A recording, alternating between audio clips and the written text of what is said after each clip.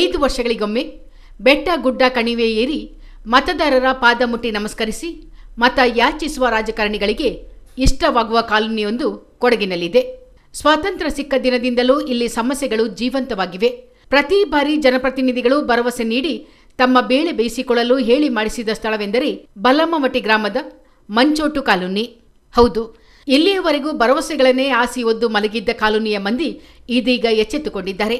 ನಮ್ಮ ಕಾಲೋನಿಗೆ ಮತ ಕೇಳಲು ಯಾರೂ ಬರುವುದು ಬೇಡ ಎನ್ನುತ್ತಿದ್ದಾರೆ. ಈ ಬಾರಿ ಮತದಾನವನ್ನೇ ಬಹಿಷ್ಕರಿಸಲು ನಿರ್ಧರಿಸಿದ್ದಾರೆ.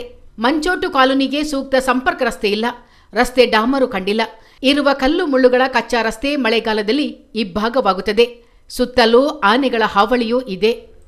ಬೇರೂರು ಗ್ರಾಮದ ಮಂಜಾಟು ಕಾಲೋನಿ ನಿವಾಸಿಗಳು. ಇಲ್ಲಿ ಯಾವ ಪಕ್ಷದವರೆಲ್ಲ ಬಂದುಬಿಟ್ಟು ದೇಶದ ಹೆಸರು ಹೇಳ್ಕೊಂಡು, ಸೈನಿಕರ ಹೆಸರು ಹೇಳ್ಕೊಂಡು ಮತ ಕೇಳ್ತಾರೆ. ಇಲ್ಲಿ ನೋಡಿದರೆ ನಮ್ಮ ಈ ಮಂಜಾಟು ಕಾಲೋನಿದನೇ ಎರಡು ಜನ ದೇಶ ಸೇವೆ ಮಾಡ್ತಿದ್ದಾರೆ, ಸೈನಿಕರು ಇದ್ದಾರೆ. ಒಂದು ಸೈನಿಕರ ಒಂದು ಮನೆಗೆ ಒಂದು ಕರೆಂಟು ಇಲ್ಲ, ದಾರಿ ಇಲ್ಲ ಅಂದರೆ ಆದ್ದರಿಂದ ಈ ಸಲ ನಾವೊಂದು ಮತ ಬಹಿಷ್ಕಾರ ಮಾಡ್ತಾ ಇದ್ದೇವೆ. ನಂಗೆ ಇಲ್ಲಿ ಮಂಜಾಟು ಕಾಲೋನಿ ನಂಗೆ ವಾಸ್ತವ ನಂಗೆ ರೋಡ್ ಸೌಲಭ್ಯ ಇದು ಸೇತುವೆ ಇಲ್ಲ, ಅಂಡು ಹುಟ್ಟಿಗೆ ಕರೆಂಟು ಬಂತು. ಕರೆಂಟು ಅಂತಿಮ ಸರಿ ನಂಗೆ ಕರೆಂಟ್ ಕುಟ್ಟಿಯಲಿಲ್ಲ.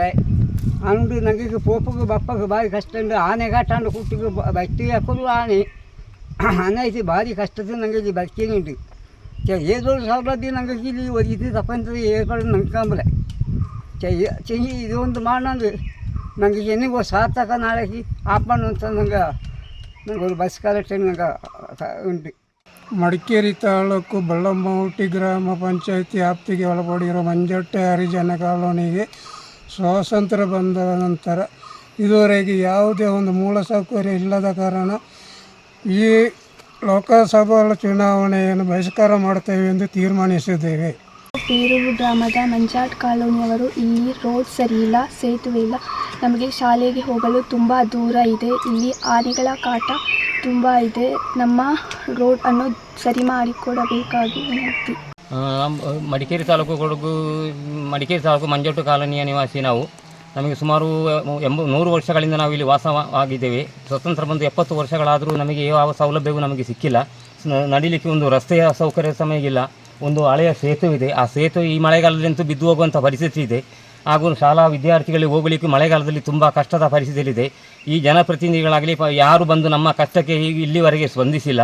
ಇನ್ನು ಮುಂದಕ್ಕಾದರೂ ನಮ್ಮನ್ನು ಸ್ಪಂದಿಸಿ ನಮ್ಮ ಕಷ್ಟ ಕಾರ್ಯಗಳಿಗೆ ಅವರು ಒಳ್ಳೆಯ ರೀತಿ ಸ್ಪಂದನೆ ಮಾಡಿ ಕೊಟ್ಟರೆ ನಾವು ಮುಂದಿನ ಭವಿಷ್ಯಕ್ಕೆ ಇದು ಮಾಡ್ತೇವೆ. ಇಲ್ಲಾಂದರೆ ನಾವು ಈ ವರ್ಷದ ಚುನಾವಣೆ ನಾವು ಬಹಿಷ್ಕಾರ ಮಾಡ್ತೇವೆ.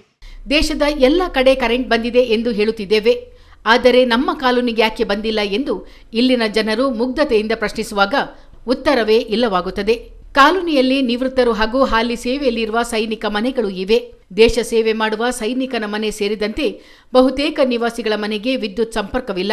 ವಿದ್ಯುತ್ ಇಲ್ಲದ, ರಸ್ತೆ ಇಲ್ಲದ, ಮೂಲಭೂತ ಸೌಕರ್ಯಗಳೇ ಇಲ್ಲದ ಪ್ರದೇಶವೊಂದು ಕೊಡಗಿನಲ್ಲಿದೆ ಎಂಬುದೇ ವಿಸ್ಮಯ. ತಪ್ಪದೇ ಮತ ಚಲಾಯಿಸಿ ಎಂದು ಆಡಳಿತ ಯಂತ್ರವೇ ಕೂಗಿ ಹೇಳುತ್ತಿದೆ. ಮತದಾನ ನಮ್ಮ ಹಕ್ಕು ಎಂದು ಸಂವಿಧಾನವೇ ಹೇಳಿದೆ. ಪ್ರಜ್ಞಾವಂತರಾಗಬೇಕಿದ್ದ ಮತದಾರರನ್ನೇ ಬೇಡುವ ಭಿಕ್ಷುಕನಾಗಿ ಮಾರ್ಪಡಿಸಿ ಮತದ ಮಹತ್ವವೇ ಗೊತ್ತಾಗದೆ ಕೊರಗುವಂತೆ ಮಾಡಿರುವ ರಾಜಕೀಯ ವ್ಯವಸ್ಥೆಗೆ ಏನೆನ್ನೋಣ. ದುಗ್ಗಳ ಸದಾನಂದ್, ಚಿತ್ತಾರ ನ್ಯೂಸ್, ನಾಪೋಕ್ಲು.